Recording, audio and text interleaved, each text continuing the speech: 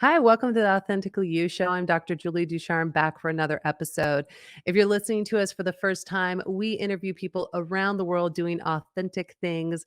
And I'm always excited because I not only get to learn about these people, but a lot of times I get to work with them or be part of what they're doing. And so I'm really excited today to have Jason Miller with us. He's a seasoned CEO with an overwhelming passion to help other businesses, owners, and CEOs succeed.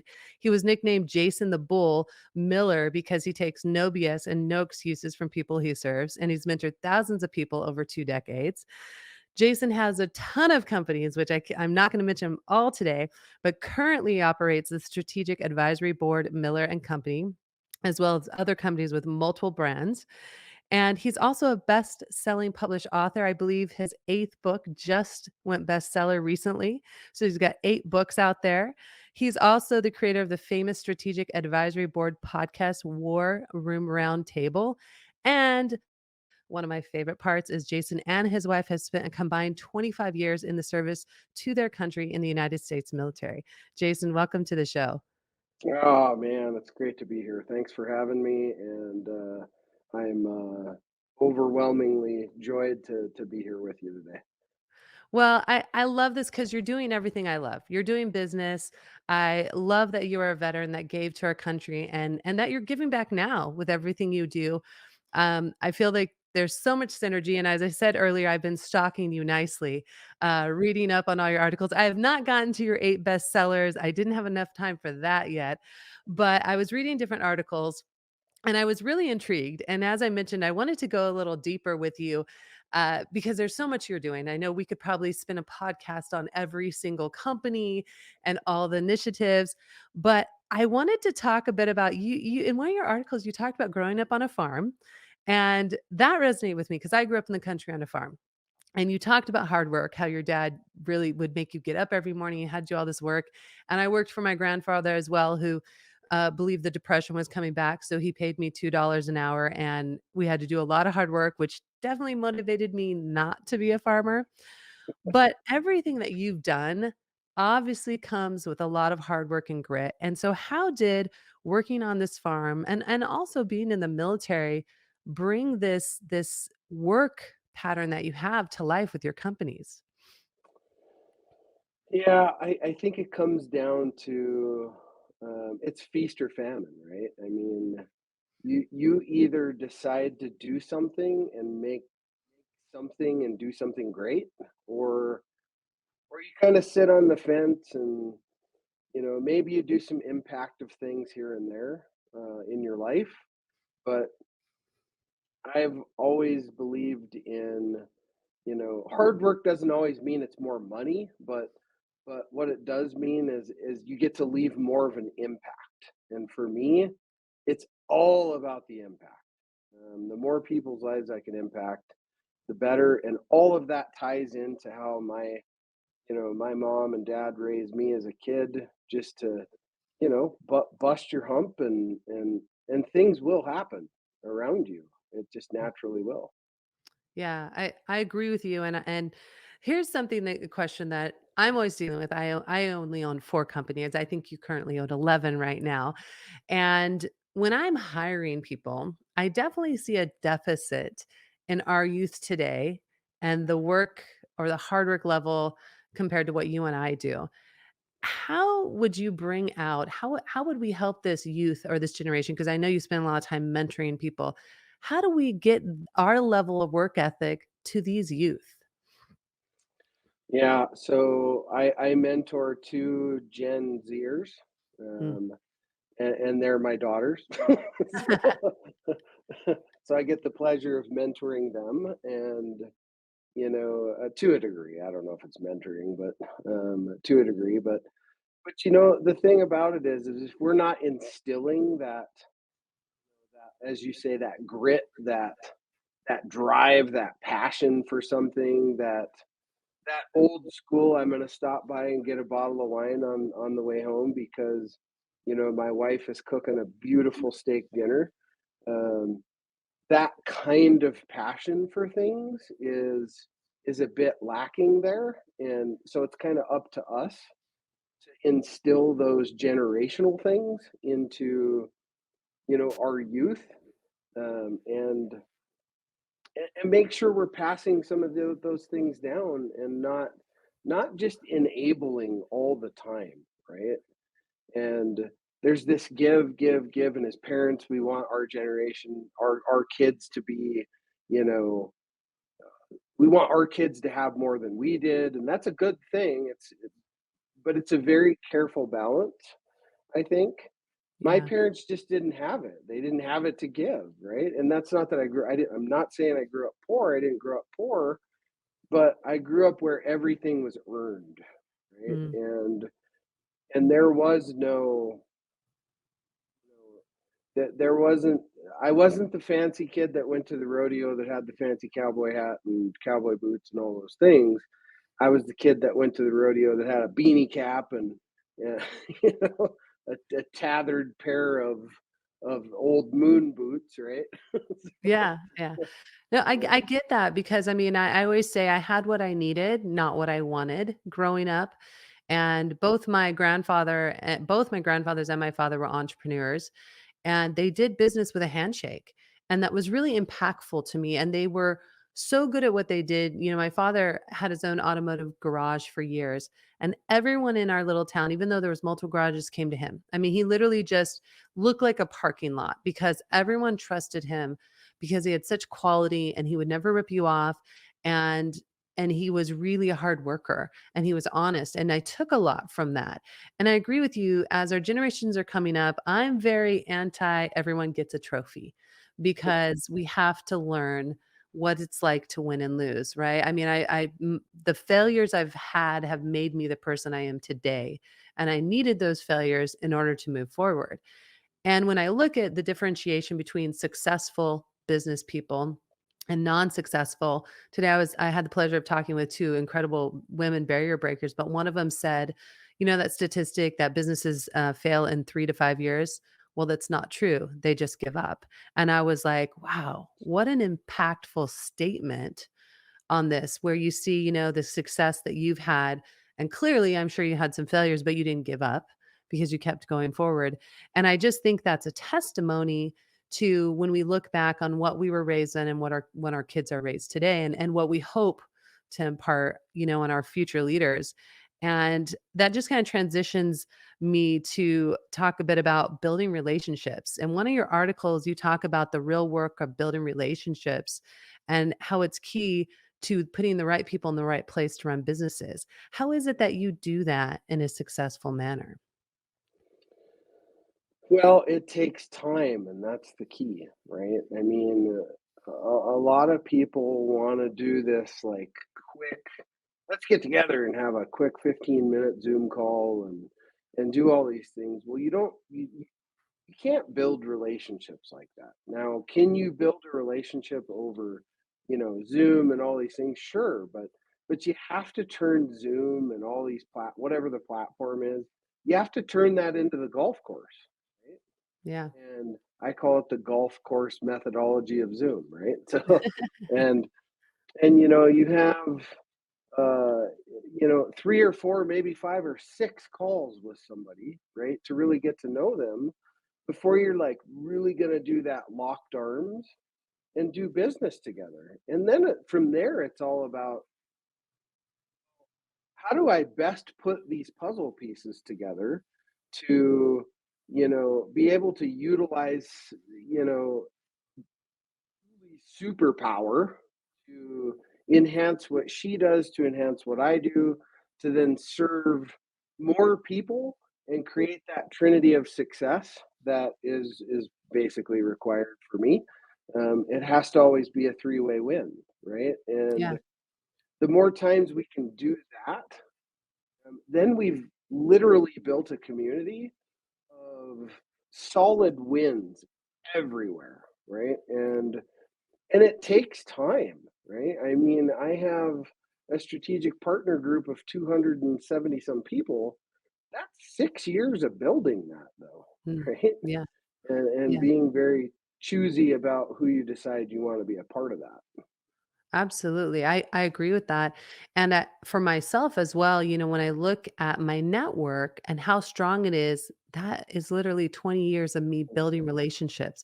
There was a Yeah. lot of work I did for people that I never charged for and I never asked for because I just wanted to build that relationship and that trust. And I think that that is crucial in any organization and anything you're doing in life if you can build it. Now, I also learned that I had to let some relationships go. Those ones that were maybe sucking me dry or they weren't really, it wasn't really a relationship. It was me more giving and them taking. And I'm one of those people that definitely, I think we talked about this in Nashville, the criminal exchange. Uh, Right, where, Dan was talking about this, and I was like, "Oh my gosh, that's me," and it's where, for those of you who don't know, it's where you're giving, giving, giving, but there's no reciprocation. You just end up basically getting sucked dry. And I learned that early on in my business relationships. Now I'm much better about it. But I agree with you that building the relationships is so key. It's funny because a lot of my clients, we end up becoming business partners because we build Mhm. such a great relationship that next thing you know, we're talking like, okay, well, what can we do together? And I think that is so key. And obviously, we see this in your businesses that you're running. You would not have the success you have if you hadn't created such phenomenal relationships and building those relationships. And in fact, today I was talking about leadership failure. And, Simon Sinek talks a lot about this, how leaders create such a hostile environment. And I was dealing with a leader today, and basically, what I proposed to them, they said, "That's not my department." And they blew me off. And I thought, wow, I've been cultivating this relationship with this person for 8 or 9 years, and they don't have time to talk to me about this situation that's really important. They just said, "That's not my department. Sorry. It is the way it is." And I thought about that because I thought, "Wow, is this a relationship worth still building because it's not reciprocating the same effect?" And so I love that you talk about that in different articles that people have, how it's key to put those people in those spots. Now you mentioned superpowers, and this was really interesting to me because in one of your articles, it said that you believe people have 3 superpowers. So I wanna know what your 3 superpowers are, and then I know you don't know me super well yet, we've just met, like, 4 weeks ago, but I want you to guess what you think mine are. Sure, I can do that. Well, I consider my superpowers hyper growth. Um, Going into a company and helping them hyper grow, hyper scale, strategic implementation, and I call them micro pivots. Um, and I say micro pivots because the word pivot, right, has gotten like oversaturated. Obviously, I'm tired of hearing the word actually, but but but no small business that fits in the small business category can truly really pivot, right? What we think of, because when you think of a pivot, let's go back to the farm, right? Where you have the great big huge watering thing pivoting in the center of the field, right? Water in the crop. Well, now try to translate that over into business to where you've got to make this giant, large pivot in your business. Small business can't do that. Heck, most medium-sized businesses can't do that. And so I kind of rearrange that into micro pivot, okay, where we make small incremental changes that take us to a larger, um, larger bridging strategy that moves our needle farther. But these little micro pivots create the cash flow to support the next and the next and the next, and then you finally get to the big bridging strategy.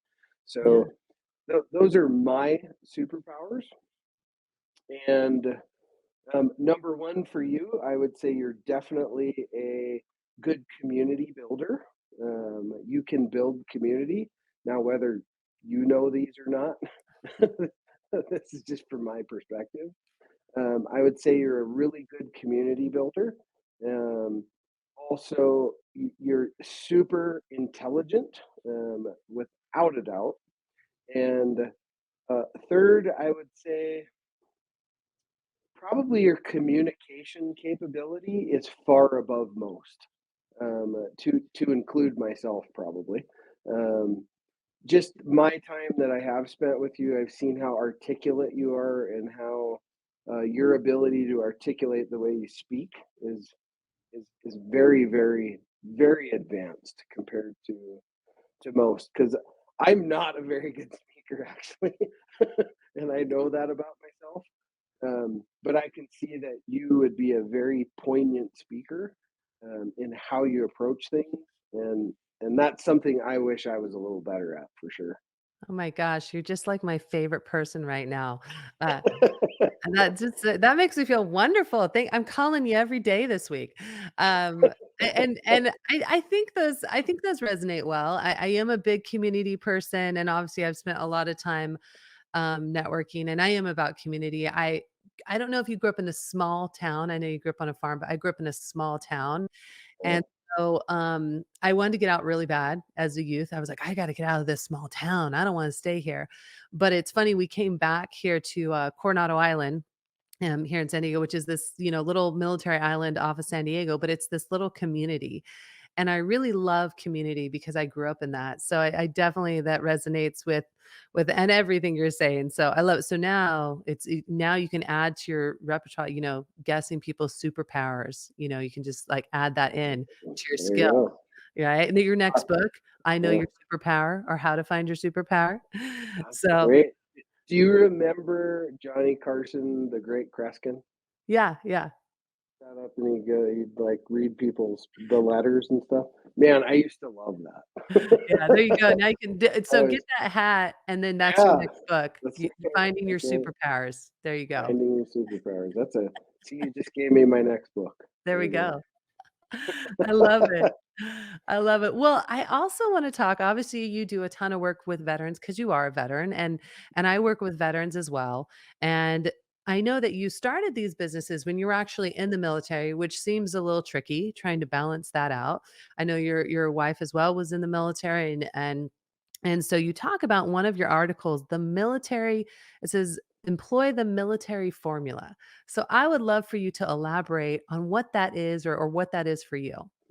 yeah. So, I mean, in the military, in business in general, the military, all of it, right? It's about it's about being agile, and it's about, you know, most things are very operational, right? So, businesses are operational, and that's the formula. The formula really is be flexible, be agile, have good process, and have an operations manual that supports the scalability of your business. And if you do those things, I mean, the reality of it is, it's not rocket science, actually. Um, I don't believe business even needs somebody to be in charge of it. It just if you operationally put it in place, there's tons of success that can come with that. It's when you put people involved when it gets screwed up most of the time, right? Yeah. And I always thought this as I was coming up in my military career was, you know, the military's been doing this for, I don't know, a couple hundred years, right? So this must work. so so why not take all of that and just duplicate it over across into a business structure. None of them are the same, and none of them are the same because there's people involved, right? I don't have one company that operates perfectly like the same all the way across the board because there's people involved in it, and those people really make the company what it is. Yeah. So it's the Well, personality. and as I interview all sorts of different veterans for our veteran transition column, one of the things I really notice about every single one of these successful veterans is they've taken what they've learned in the military and they've applied it outside, which I love Mhm. because I think I was sitting and listening to a general, and he said to all of us, "Why wouldn't you want to employ a military veteran? We have spent millions of dollars training them on each person.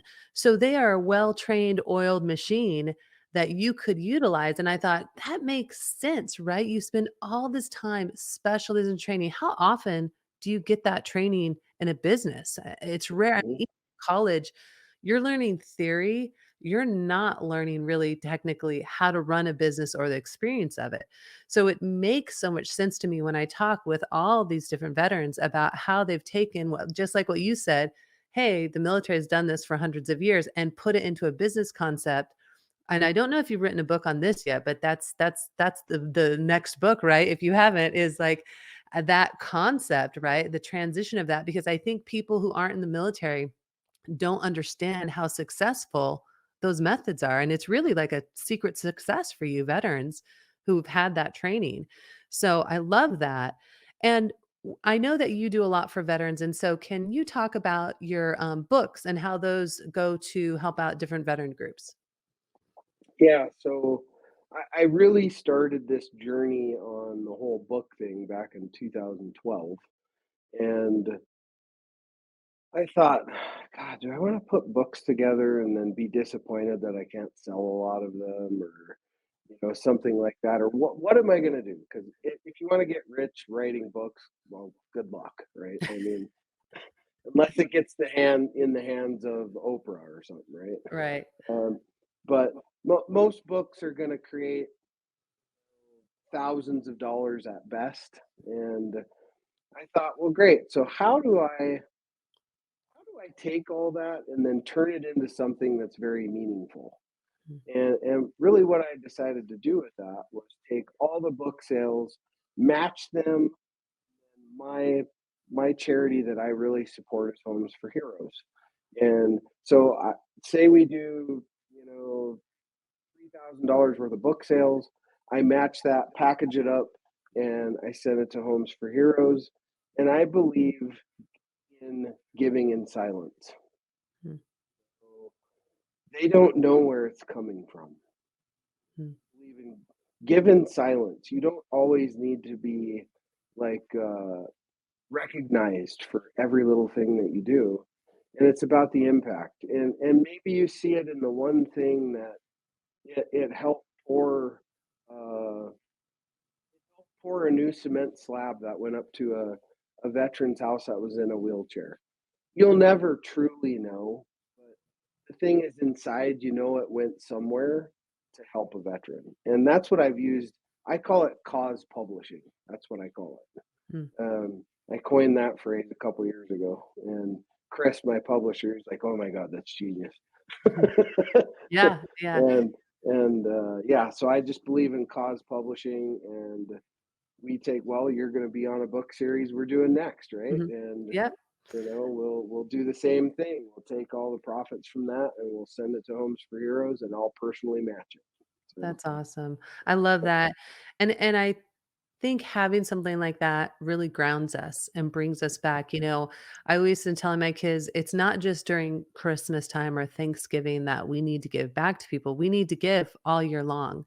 And of course, the veterans are near and dear to my heart. Both my great grandfather was in the military. They're actually buried out here in the Point Loma Rosecrans Cemetery. But living in a military community where my kids get to know friends, and every 3 years they have to leave, and getting to be around, the husbands and wives while, someone's deployed, it's just really impactful. And I look at this, and obviously veterans are my passion because I wouldn't have what I had without the veterans, without our military, fighting for our freedom. And so I think it's impactful what we do, and any way we can give, right? It doesn't matter whether I always tell people, it doesn't matter whether it's $20, it's your time, it's something, but why not do exactly what you're saying? I mean, how much do we pay for a coffee? 5 or $6 at Starbucks? Give up 4 coffees for a month and give it to a group that's doing something. I think it's impactful, and I love what you're doing. And of course, our group, Synergy Learning Institute, as well. We're doing that as well, impacting veterans in a variety of ways too. So I love that. Well, as we're coming to a close, I always love to have our guest give some tips for our listeners, on this could be on business, this can be on veterans, this can be on whatever you want. But if you could give possibly 2 or 3 tips to empower and encourage someone who's listening to this podcast, what would those be? yeah, I think those are really simplistic, actually. Um, you know, live a healthy life. You know, enjoy the wealth you have. That's not always money, right? That is family, that's time, that's friends, that's those things, and do things that are impactful no matter what, right? And there again, if you do something that's impactful, that doesn't mean it has to be, this grandiose Elon Musk thing either, right? It could be just as simple as I'll just give you an example. This morning, our power went out up here in the mountains, and my neighbor, he's 80, and I I go out of my way to make sure that he's squared away. I ran an extension cord over to his house and for my house, for my generator, and plugged in his boiler so the heat was still going and all that stuff, right? So it's just do things that are impactful. That doesn't mean that it has to be this grandiose thing. If you can make it to the grandiose thing, that's fantastic, right? But, I always say, you know, shoot for the moon, maybe you'll get to Mars, right?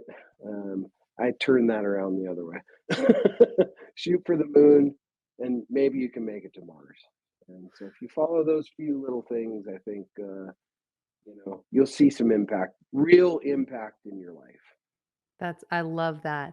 And if people are wanting to get a hold of you, what is the best way? I mean, you have so many companies. What is the best way for them to reach out to you? Best way, Jason at strategicadvisorboard.com. No Y, not advisory. Jason at strategicadvisorboard.com. Social media, I'm super active on LinkedIn. You can find me on LinkedIn. Type in strategicadvisorboard.com and connect with me through that. There's too many Jason Millers to find me other than that. So, but I'm really active on LinkedIn. That's a really great way to get a hold of me. Um, Email, not so much, but definitely through LinkedIn. And last thing, are there any new projects coming out that you want people to keep an eye out for?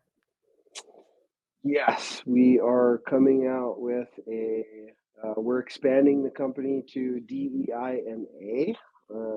Most people probably don't know what A is. DE and I, diversity, equity, inclusion. The A is accessibility, which has to do with employing, people that are disabled veterans. They may be blind. They may be those types of things. We are doing a very special partnership that we have not released yet.